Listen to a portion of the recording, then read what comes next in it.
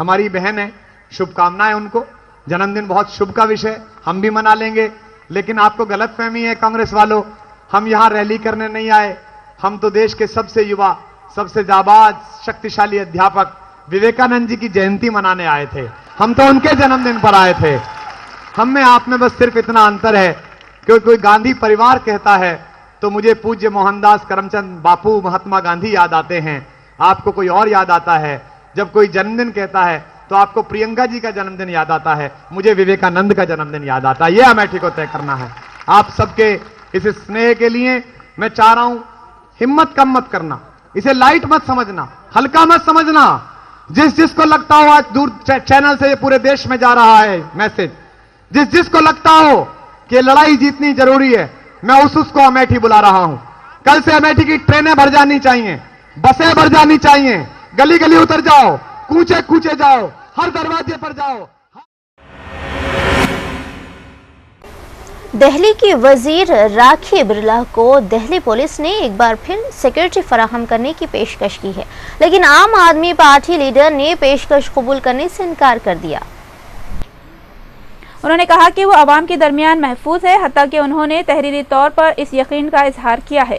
Police ज़राए के मुताबिक एक आला ओहदेदार ने मंगोलपुरी में राखी बिरला के मकान पर खुद पहुंचकर दिल्ली पुलिस का एक मकतूब हवाले किया, जिसमें उन्हें सिक्योरिटी कबूल करने के लिए कहा गया था। ओहदेदार के मुताबिक पार्टी लीडर ने आवाम के दरमियान ही महफूज रहने की बात कही है।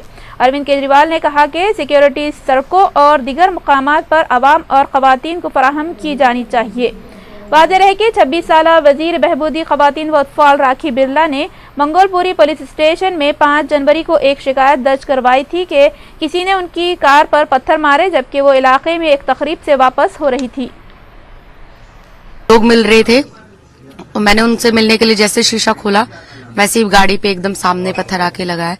हालांकि लोग भी एकदम हैरान रह गए कि ये पत्थर कहाँ से आया। हमने आसपास पूछा भी कि ये पत्थर है क्या है, किसको नहीं पता कि वो चीज क्या लगी है और किसने मारी है। एकदम वहां पे एकदम ब्लैंक था सब।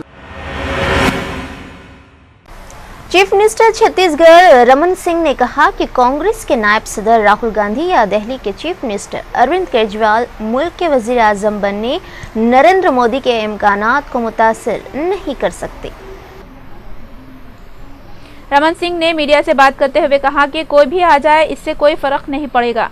साल 2014 के लोकसभा इंतखाबात बहुत करीब है और आइंदा वक्तों में नरेंद्र मोदी मुकम्मल अक्सरियत के साथ मुल्क के वजीर आजम बन जाएंगे। अलावाजी उन्होंने कहा कि गुज़िश्ता लोकसभा इंतखाबात में छत्तीसगढ़ में बीजेपी को 11 के मिन जुमला 10 हलकों से कामयाबी हासिल हुई थी, ताहम इस बार उसे तमाम 11 नशिस्तों पर कामयाबी मिलेगी।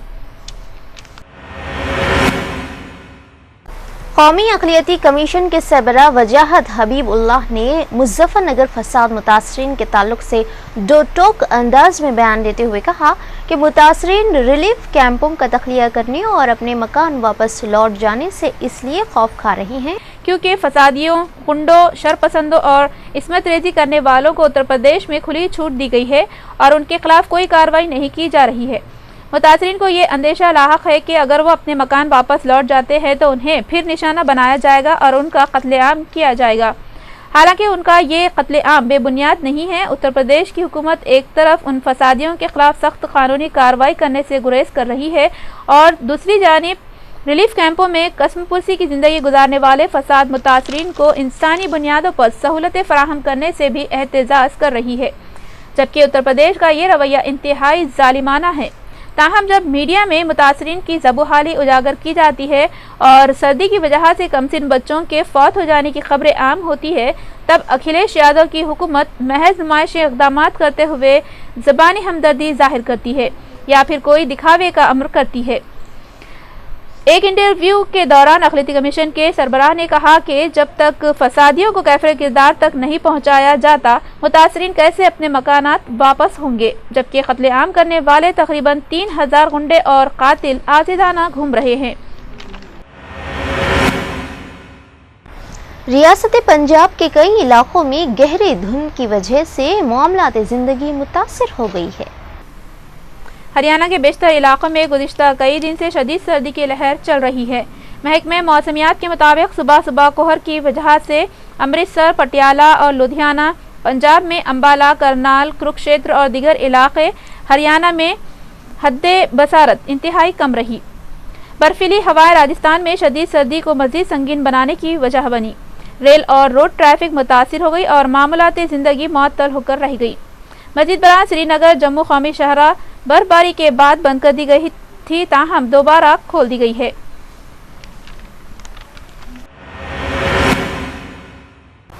भारतीय जनता पार्टी ने इल्जाम लगाया है कि समाजवादी पार्टी समाज को तकसीम करने का काम कर रही है। इसलिए गैर मुल्की दौरे पर जाने वाले शहरी तरक्कियात के वजीर आजम खान ने बयान दिया कि मुस्लिम लीडर की क़यादत में जाने की वजह से वफ्द की मुखालिफत हो रही है।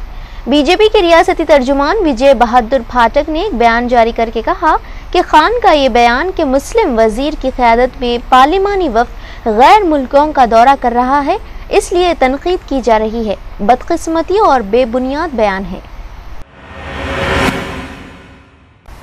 रियासत केरला में मालिकाना हुकूक के फैसले के लिए एक अदालत ने 2 गायों के DNA टेस्ट कराने का हुक्म दिया है। केरला के एक गांव की अदालत में गीता नाम की एक खातून ने दावा किया था कि उनकी गाय को उनकी पड़ोसन TS शशिलेखा ने गैर कानूनी तौर पर अपने कब्जे में ले रखा है। इसके बाद अदालत ने गाय के मालिकाना हुकूक के फैसले के लिए DNA टेस्ट कराने का ये मुनफरिद हुक्म दिया। अदालत ने कहा कि इस गाय के DNA टेस्ट के बाद ही ये मामला तय हो सकता है कि गीता का दावा कितना सच है, क्योंकि गीता ने कहा है कि गीता के पास एक ऐसी गाय है, वो इस मुतनाज़ा गाय की मां है। जम्मू व कश्मीर के जिले पूंछ में फौज ने लाइन ऑफ कंट्रोल पर इस साल की पहली दूरंदाजी की कोशिश को नाकाम बना दिया है। सरकारी तर्जुमान ने बताया कि पीर की सुबह 6:15 बजे फौजियों को पूंछ के कृष्णा घाटी सेक्टर में सरहद पर मुश्तबा सरगर्मियां नजर आईं, जिसके फौरी बाद हिंदुस्तानी अफवाज ने दरअंदाजी की कोशिश को नाकाम बनाते हुए उन्हें वापस जाने पर मजबूर कर दिया है। वाज़ेह है कि हाल ही में हिंद पाक सरहद पर वक्तन फ़वक्तन जंग बंदी की खिलाफ वर्जियों के वाक़यात से दोनों मुल्कों के दरमियान ताल्लुकात में बिगाड़ देखा गया था।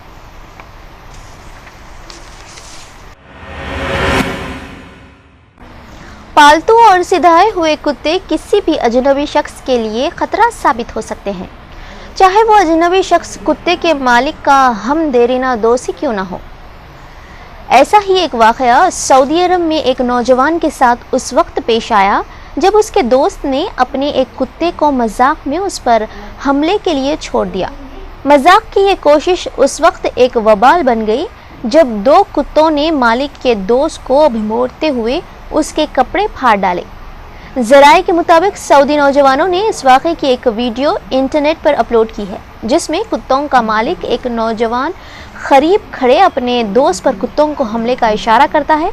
मालिक का इशारा मिलते ही एक कुत्ता उसके दोस्त पर झपट पड़ता है और उसकी कमीज खींच लेता है। मालिक कुत्ते को वापस बुलाने की कोशिश करता, मगर वो उस वक्त तक वापस नहीं मुड़ता जब तक कि कमीज का एक टुकड़ा काट नहीं लेता। नौजवान अपने दोस्त के एक कुत्ते के हमले को अभी रोक रहा होता है कि उसका एक दूसरा कुत्ता भी उस पर पुल पड़ता है।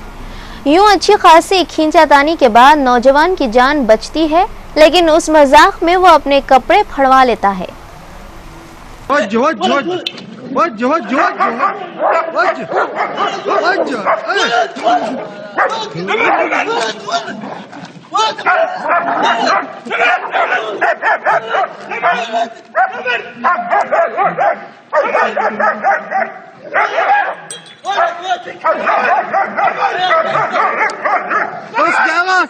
شذابك لا تفكه لا تفكه فك ثوبك। शाम के सदर बशारुल असद तवील अरसे के बाद आवाम में नमूदार हुए हैं और उन्होंने दारुल हुकूमत दमिश्क की मस्जिद अल-हम्द में नमाज अदा की। शामी सदर दारुल हुकूमत दमिश्क के शुमाल मगरिब में वाक़े मस्जिद में नबी करीम सल्लल्लाहु अलैहि वसल्लम के यौम मिलाद के सिलसिले में मुनक़दा तक़रीब में शिरकत के लिए आए थे। इस मौके पर मुफ्ती आज़म श्याम अहमद बदरुद्दीन हसून और वज़ीर आज़म वाइल अहलक़ी भी इनके हमरा मौजूद थे। उनकी मस्जिद में आमद की फुटेज शाम के सरकारी टीवी से नशर की गई है। वो मार्च 2011 से अपने खिलाफ जारी अवामी मज़ाहमती तहरीक के दौरान खाल खाल ही अवाम के सामने आए हैं और अपने सदारती महल तक महदूद होकर रह गए हैं। क़ब्ल अज़ीम वो 15 अक्टूबर को ईद उल अज़हा की नमाज अदा करने के लिए मस्जिद में आए थे और अवाम में नमूदार हुए थे।